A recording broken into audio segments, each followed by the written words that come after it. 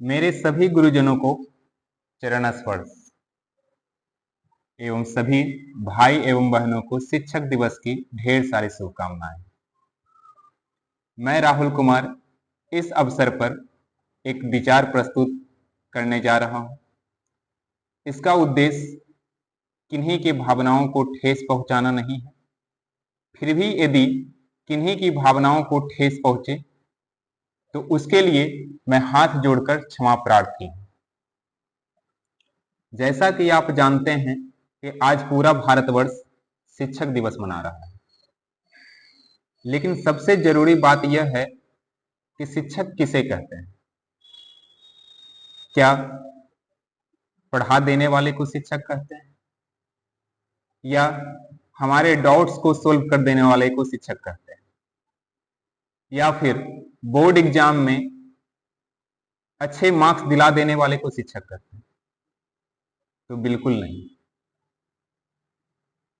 शिक्षक का असली मतलब है कि जिनके द्वारा हम अपने जीवन को जीने का कला सीख सके,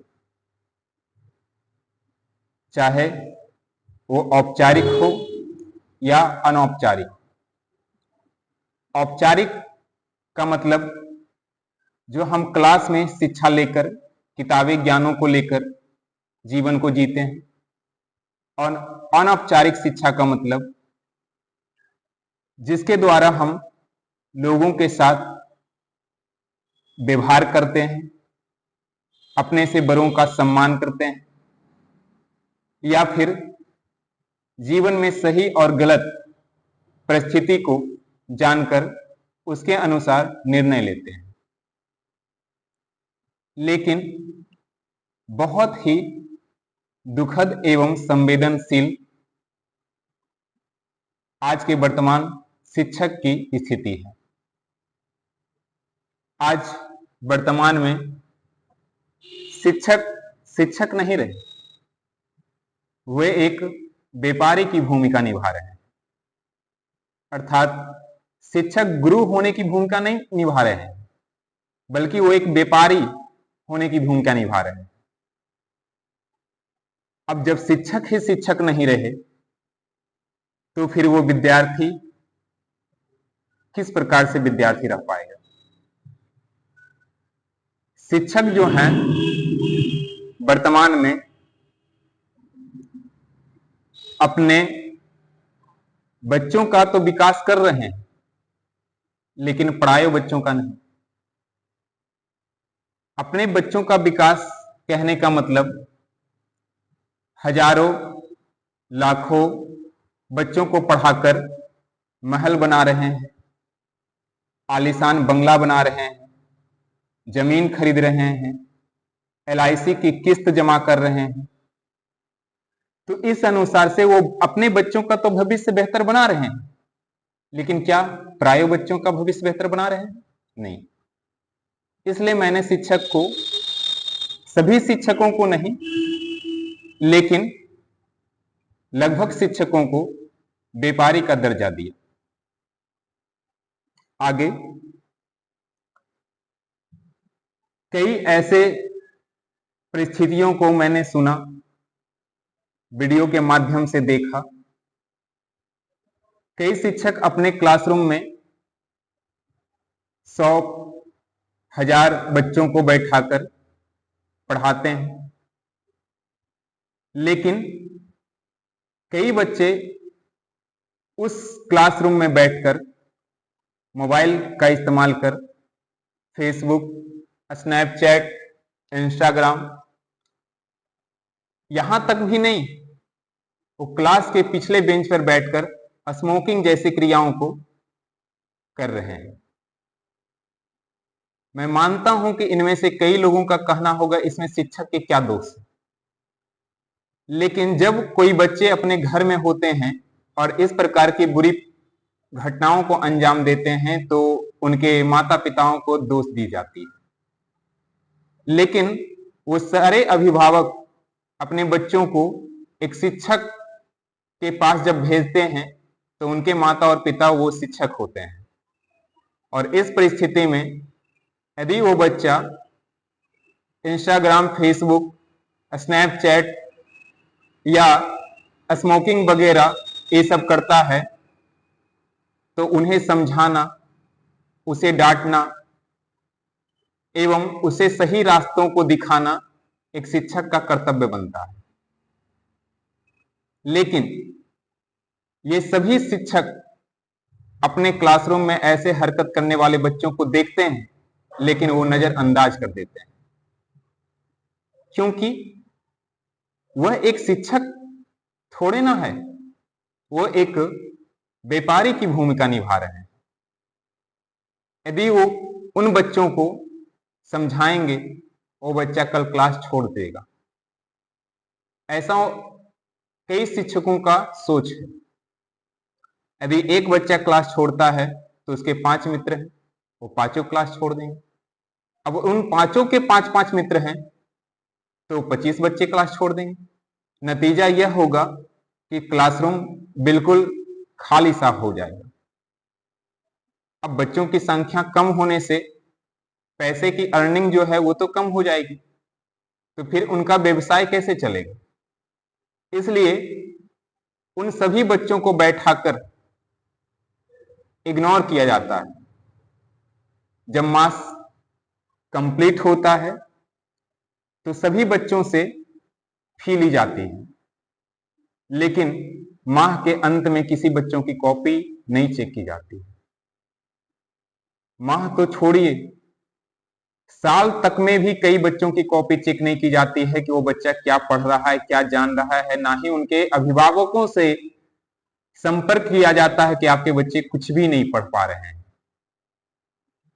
अब बताइए कि शिक्षक की क्या भूमिका है। और आगे स्वयं के बच्चों को अपने संस्थान में ना पढ़ाकर बड़े बड़े संस्थानों, बड़े बड़े स्कूलों, बड़े बड़े कॉलेजों में, बड़े बड़े विश्वविद्यालयों में उसको एडमिट करवाया जाता है। लेकिन पढ़ाए बच्चों को हमेशा के लिए अपने संस्थानों में ही रहने को बोला जाता है, जबकि उनकी संस्थान में उस प्रकार की शिक्षा व्यवस्था नहीं होती है। लेकिन अब बच्चों को मानसिक रूप से जिस प्रकार से आप हैंडल करना चाहे वो तो मासूम होता है, वो उस बातों को सुनता है और वो भरोसा करके रह जाता है। लेकिन इसमें कोई एक शिक्षक का हाथ या सोच नहीं है, इसमें एक टीम वर्क करती है। और कहा जाता है कि इस टीम में जितने भी शिक्षक हैं वो बेस्ट शिक्षक हैं।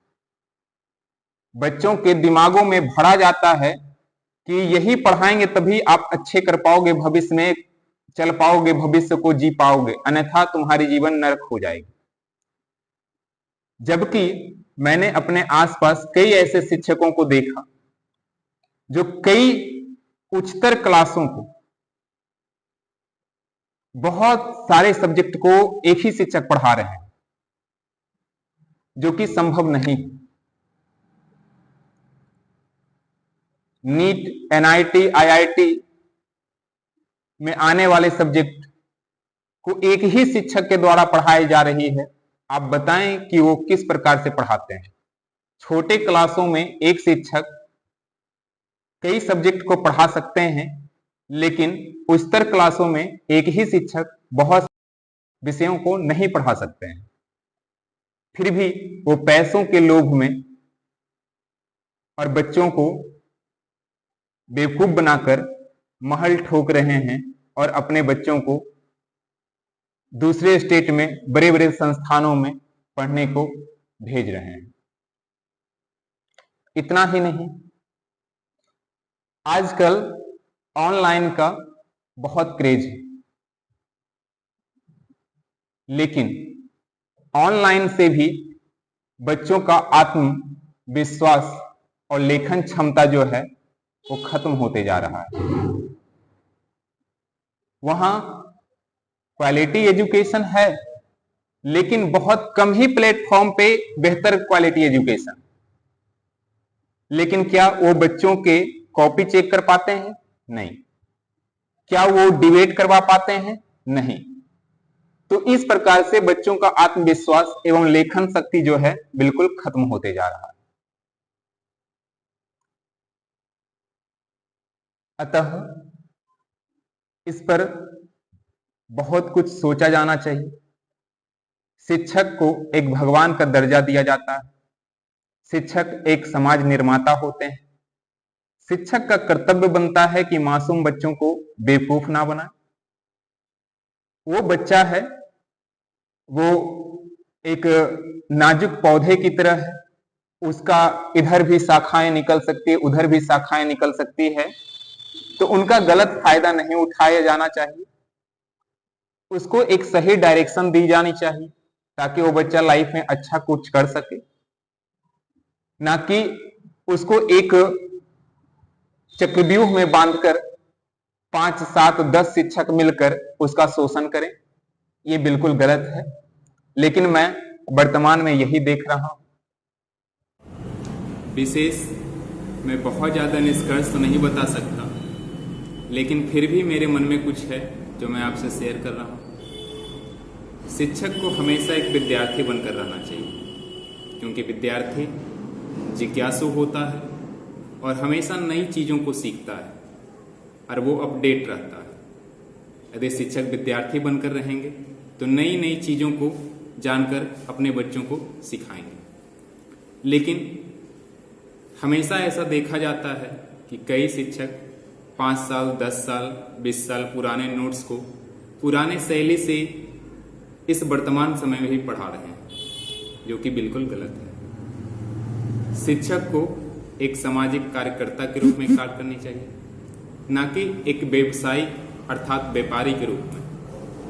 लेकिन मैं देख रहा हूं कि ज़्यादातर शिक्षक जो हैं वो शिक्षा को एक व्यवसाय बनाकर व्यापारी की भूमिका निभा रहे हैं। साथ ही मैं सभी सरकारी शिक्षकों से कहना चाहूँगा कि सरकारी स्कूलों में जाकर वो वहाँ के गरीब, पैसों से वंचित, संसाधन से वंचित विद्यार्थियों के साथ अच्छे से व्यवहार कर उसे पढ़ाएं।